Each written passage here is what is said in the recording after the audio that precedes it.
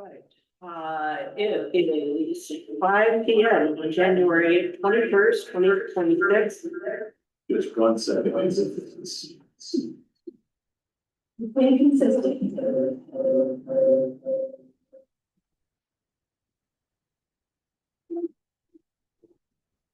So hopefully that fixes it.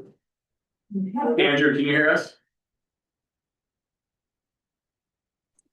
I can. Can you hear me? Perfect. Okay. Yeah, good. All right, calling to order the meeting of the Board of Directors of the Sandy Fire District. Let's start with the pledge of allegiance, please. I pledge allegiance To the flag of the United States of America and to the republic for which it stands, one nation, under God, indivisible, with liberty and justice for all. Are there any changes to the agenda? There's no changes to the agenda necessarily, I guess, at one point, we could either do it in other business or we could just do it in information only. But just an update, the annexation update from Steve Dieters. And I really kind of wanted to get guidance from you where you wanted that. We could either put it in other business after board committee or board informational updates, or Steve can just speak to information only. What was that? Make Steve do it anyway. Oh, Steve's gonna do it, yeah. Yeah. What, can you do it as part of your report? Yeah. Might as well get you all up, Perfect. done all at once. Love it. Perfect.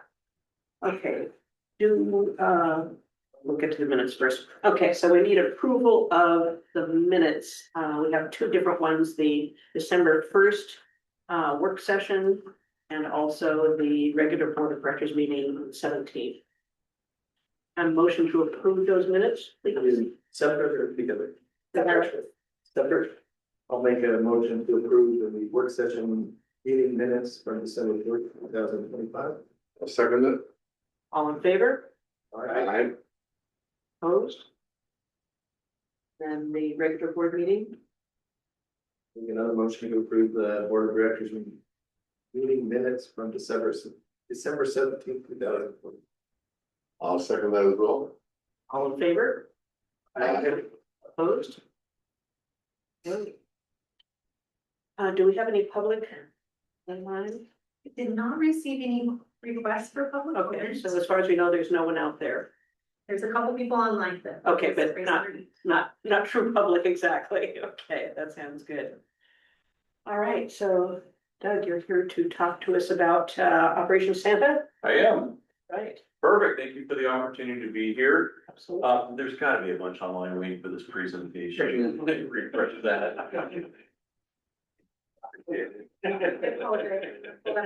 You're good. All right, thanks for letting me be here, talk about Operation Santa. So generally, to boards, we like to come in sometimes before and give a little bit of an overview of what's to come for the year. And then we like to visit at the end to kind of share what happened, the success of it. I realize with this group is kind of a new presentation, so I will tack on a couple historical items, if anything else, just for perspective. So Operation Santa started in 1974. Obviously, that's over 50 years now. It's our 51st anniversary of it. It has changed over the years, as with any program. It's more highs and lows. It's gotten big. It's adjusted. But what you see today is we've been doing it for about 5 years now. And it's proven to be successful, and we're supporting it and finding little tweaks along the way to continue to grow as we support the program and the communities we serve. So I'll wait 1 second. There we go. Perfect. So for our slideshow today, I will wait 1 moment. I don't like it when people have to wait on me. Oh, it's fine. Sorry. They're just staring. I was gonna be dry at this. I know.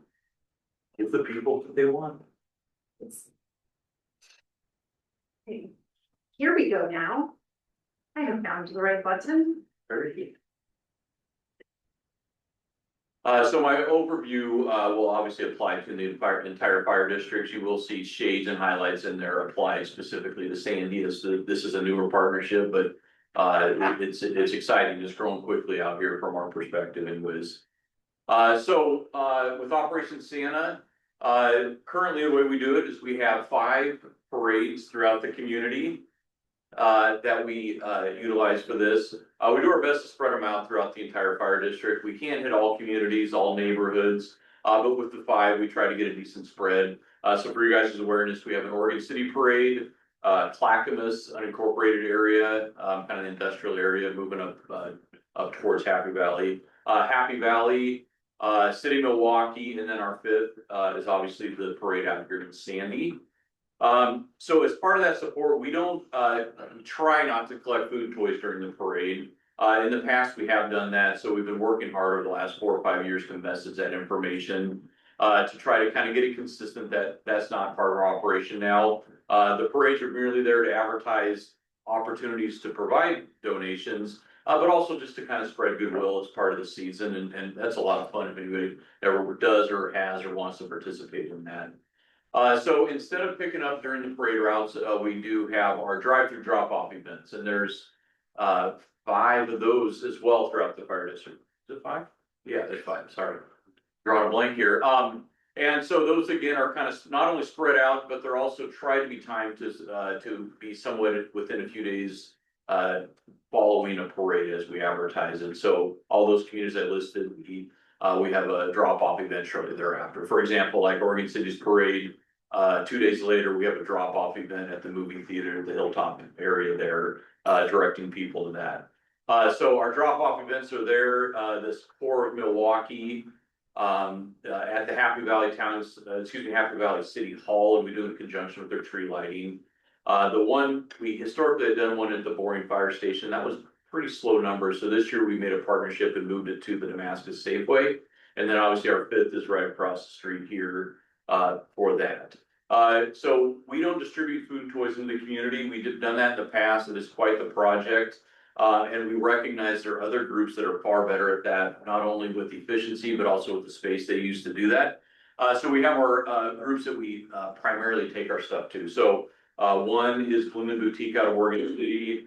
Our largest one is Clackamas Service Center, who does a big part of Clackamas County. We take to the Amen Group down in Clackamas, and their big focus is current and former military. We partner with Gladstone High School as they have a program, and then our 5th is a Sandy Kiwanis, which kind of everything from this community goes directly to them. They had their longstanding program. We didn't. It's nothing that we did that created their program. Is longstanding, great. We just supported and add more stuff to it, and we just love that partnership. What we did different this year is we also found other opportunities to get collected stuff. So we found public partners throughout that would be willing to collect for us, whether it's City of Oregon City, Milwaukee, different places like that. That way, if you can't make a drop-off event, you can drop off food and toys at any time, and then we come back to do that. And then kind of just increased participation. We saw that across the area. We saw that mostly with employees as well. We saw big support. We'll talk about it in a second with our volunteers and our explorers. Next slide. So for the program, just some highlights here. And again, you guys haven't, since you don't have the history on it, so these would just seem normal to you, but these are highlights. Our totals have gone up from previous years, and all 5 years is continuing to increase, and we hope that continues. We have an increased noticed social media presence and media coverage. On the right there, you see a couple clips. Those are taken from Facebook. Top one is one that our PIO created advertising. Lower one is the one Milwaukee PD created. If you haven't seen them, they're fun. Go to our Facebook and check them out. They're a lot of fun, and they're a good way to draw attention beyond just advertising the events.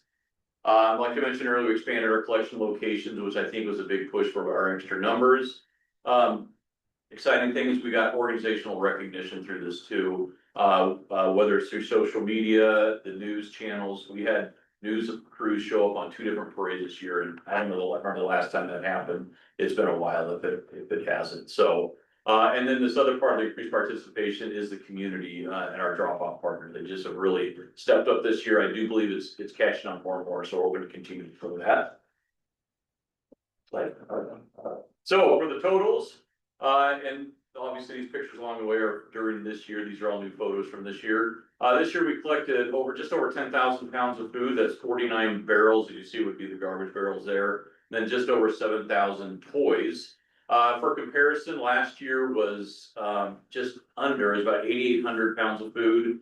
and about 5,600 toys. So we not only increased, but a noticeable increase on that, which we're super excited about and already doing planning for next year.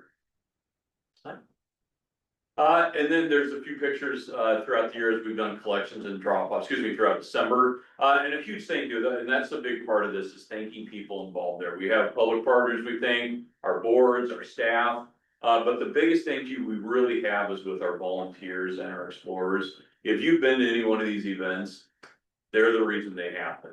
They take a big part in the parades. They take the biggest part in the drop-off events, and they make sure everything gets taken where it needs to go, put away, report back to me, to the point where we really just let them run those. We don't get in their way, we come help a little bit, but we have someone from the volunteer group who volunteers to be in charge of the event and everything. So huge thank you to your guys' group, and I hope you share that with them. It just really could not happen this way without them. So that's a bit of an overview. I'm happy to answer any questions you guys have. Awesome, thank you guys. Those are impressive numbers, thank you. Yeah, that's great. So hopefully we can keep growing it. It puts pressure on.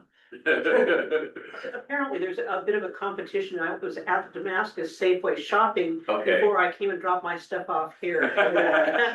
And Ryan was not particularly happy with me that I was taking food too. Yeah, I think that one will grow. That one was, did prove to be more successful than what would have been its, alternative for the boring station, but I think it will take a few years to catch on. Well, people were coming over, I mean, they're going in shopping and then coming out their shopping Yeah, cart and That's actually. how you being next to a grocery Very cool. store, absolutely that, so. Well, thank you, I appreciate the Yeah. opportunity. Yeah, that- Thanks, Doug. thank you very much for Thank coming. Okay, let's see. I guess, joint oversight, do we have anything? No, we're just continuing to work with Same stuff. Chief Peters, yeah, trying to get numbers and then get down, I don't wanna call it a script, but basically, we're all talking about the same thing, the same points, right? And having that put together, so. Okay, cool. You'll update us whenever you have something to Yes. tell us, that for sure. All right, Chief Brown, what have you got for us? Awesome, thank you so much.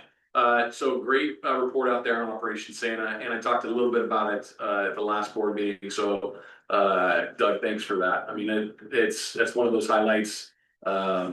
It's fun for families to go. I'm just excited here to see, you know, as we cross Bruns. Sorry, there was literally like 45 people waiting on the corner for us, and that's just exciting for us as this starts to build the attraction. Clackamas Fire, we're one of the pilot agencies in the state for a state initiative called Struggle Well, and it focuses on the mental health of first responders. And we held a 2-day workshop, and the focus on it is instead of being responsive to somebody that's having post-traumatic stress, it's really focusing on post-traumatic growth. So it's meant to be a preventative in nature, and then also give tools to people that to help them recognize when they're feeling this and how to grow. Really excited about this. The state's bought off on it. I'm excited to see where this program is going to go for not only our people internally, but for the state and the firefighters in the state regarding post-traumatic stress. And after our board meeting, you think you're going into Christmas and the holidays and it's going to be quiet. And then the floods came and we were busy. We stood up our incident management team internally in preparation for really what was identified as going to be about a 12-hour event, and it sure as heck happened right as projected. But the beautiful part about this natural disaster, and saying it loosely is beautiful, because there's really nothing beautiful about natural disaster. But the awesome thing about this natural disaster was the preparation and the ability that we had to reach out and focus on the partnerships that we've created.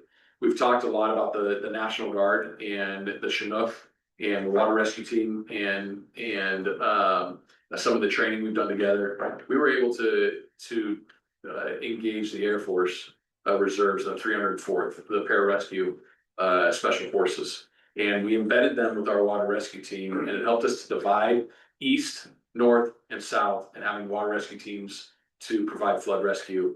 And they were utilized, and our teams were utilized. I don't know if you watched on K2, I sent you guys some of the video. Pretty impressive, some of the rescues that our people performed and were in on, and then also the 304th being there side by side. Just shows the innovation and the creative thinking of thinking outside the box and breaking down barriers and utilizing all resources and all Oregonians to save Oregonians. And that's really what happened and what that represents. So super proud of our team, our fire department, as well as our partners in the armed forces for the dedication that I witnessed that night. You'll notice a small change on the fire chief's report, just in the format. So one of the things, and we've talked about it, I talked about it with Ron and Ryan a little bit, is forever we focused on, in the fire service, on run volume, justifying our existence. And I think run volume is important, but it's also wanting to broaden that and reflect a couple things. So one, you'll notice at the bottom there, property saved. That's the annual property saved. This year, Clackamas Fire was 93 million, and that's a very conservative number. It's based on assessed valuation. We don't count materials inside the house that were saved. It just is talking about the brick, the framing, the house structure itself. Just because I would rather underestimate that than overestimate. So the fire district saved 93 million in conservative numbers as far as property savings. You're gonna see in the future annual total as far as lives saved, and that's gonna be where we respond to calls where we perform life-saving interventions. And we had 43,902 responses as a fire district this year. So the other thing that I think is really important, and Ron and Ryan and Mark has talked about, we talked about concurrent calls, and that Sandy has sat, I believe the number, correct me if I'm wrong, was 18%. Ron, is that 18 or 20%?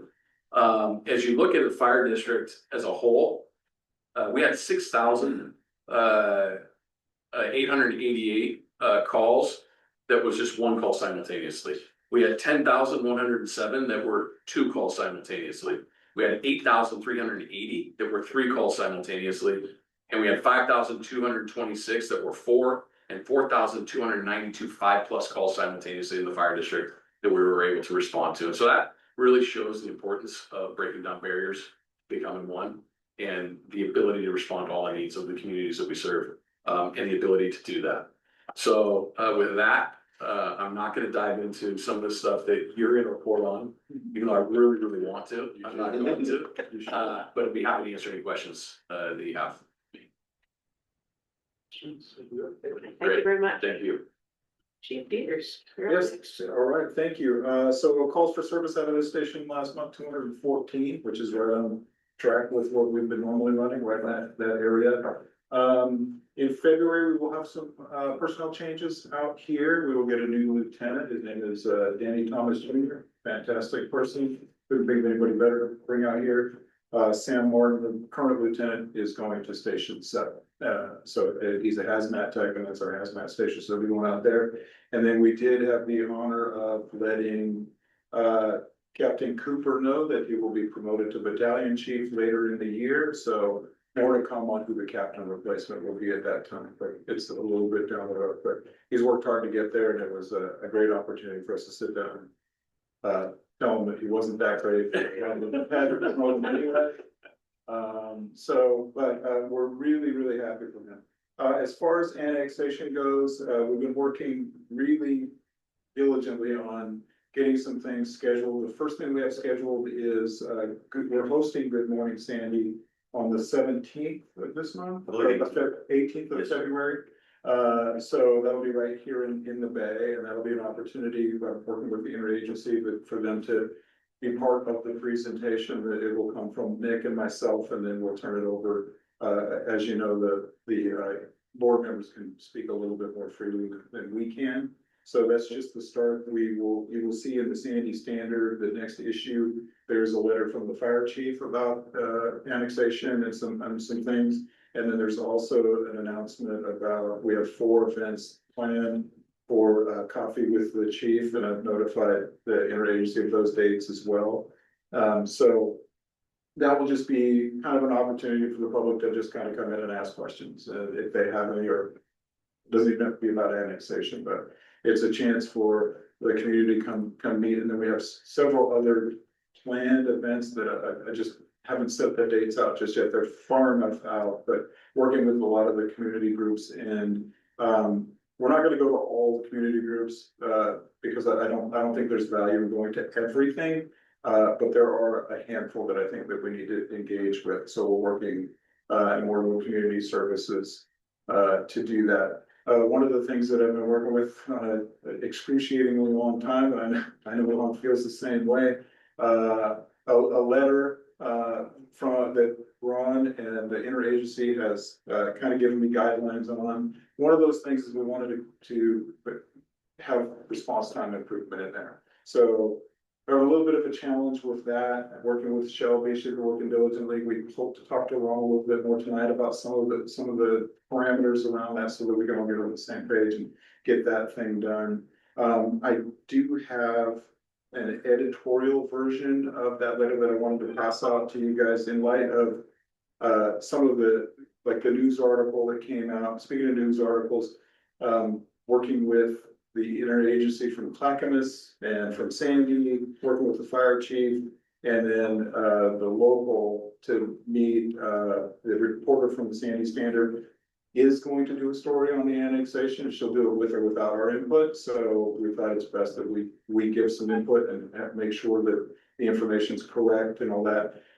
Waiting on one response, and then I'll be able to send out to you guys when that's going to take place. So, but we thought doing the editorial version, the only thing that this is an editorial version, so it doesn't have the bullet points and things that is in the letter that I'm working on for the board. But I wanted to pass that out and see if you. But it has to say it's built off of that. Oh, it's information from that letter. Correct. It's just structured as an editorial, like as a newspaper would do it. It would be something that we could kind of have canned, that we can put out when we want to respond to some of these newspapers and things like that. So I want to pass that out. You guys take some time to read through that, and then if there's consensus that it's okay to use, then we would have that, like I said, we have it kind of canned in our folder. If something that we could use for the public, for those newspapers, because the one thing about the newspapers, like I said, they will write the article with or without us, and we would like to be able to guide some of that stuff. But thanks to Doug and the community services, I've been leaning on them quite a bit to help plan some of these events and get us all there and all that. But so far, we've been well received, and I haven't heard a no yet as far as doing the presentation or anything like that.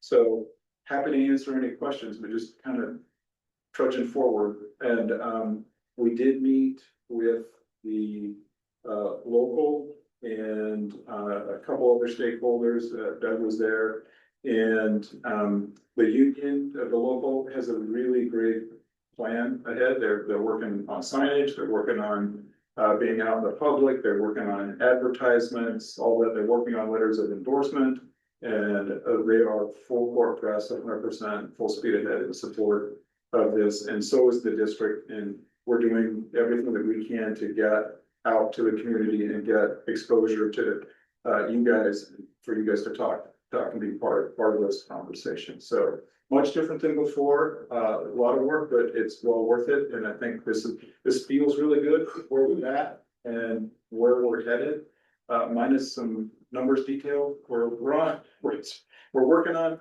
And anyhow, I could ramble on and on. It's pretty exciting and pretty busy. Can I, just a couple small points, I think one with the meet the chief, that's how the slogan, right? But the reality of it is really having the interagency there is gonna be crucial. It's not so much an opportunity for me or us to be able to talk, it's more hear them, hear our community, and hear what they're feeling, what they're asking, because there's a lot of misinformation out there. And being able to clarify that for them is really what we're hoping to get out of this, and doing it face to face. So we're hoping that that's successful. And the thing with this letter right here What we're hopeful for is that really, and I guess we're actually looking for a little bit of guidance from the board, is whether or not it's a unanimous, we can put all four of your names, if you all four want your names on this, or if the decision is that no, we just keep it to the interagency. And I'll let you guys decide really what you think. All four of you support it. I would love to be able to put all four. I'm assuming with Andrew's tie, he probably would abstain, would be my guess. And he doesn't have the ability right now to read the letter, but we'll make sure that we give it to him.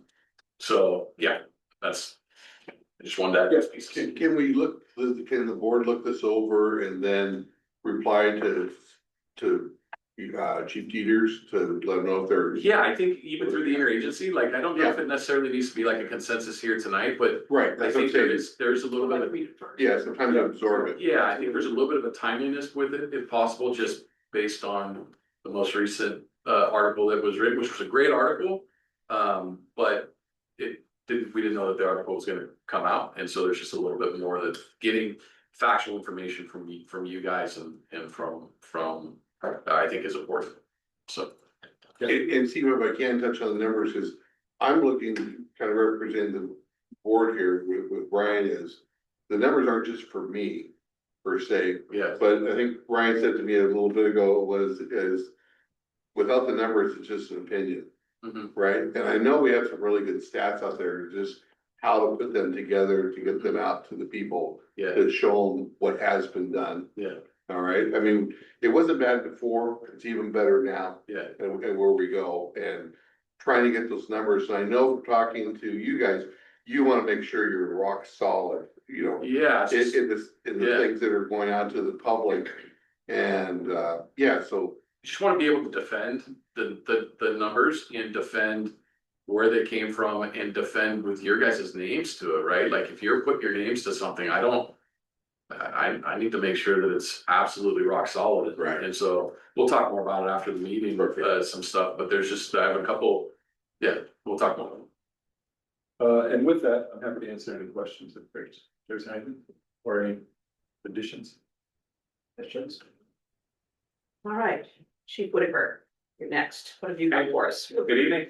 Not a lot, as usual. There wasn't a lot of financial activity for the Sandy fire district in December, just the typical earnings of interest on your balances.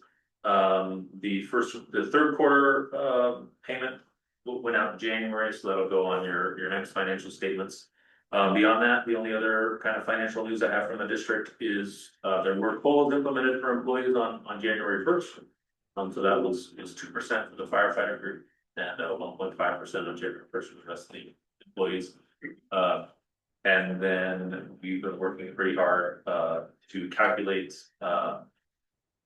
the special FLSA non-exempt overtime earnings to comply with the new federal tax laws on their tax on overtime. So we can report that for our employees, and so that'll come out this month. That's about it from finance, unless there's any questions. Any questions? All right, Star, it looks like you're up next. Okay, great, thank you. Volunteer staffing for the month of December, C-34 was staffed 12 out of 31 nights, it responded to 4 incidents during the month.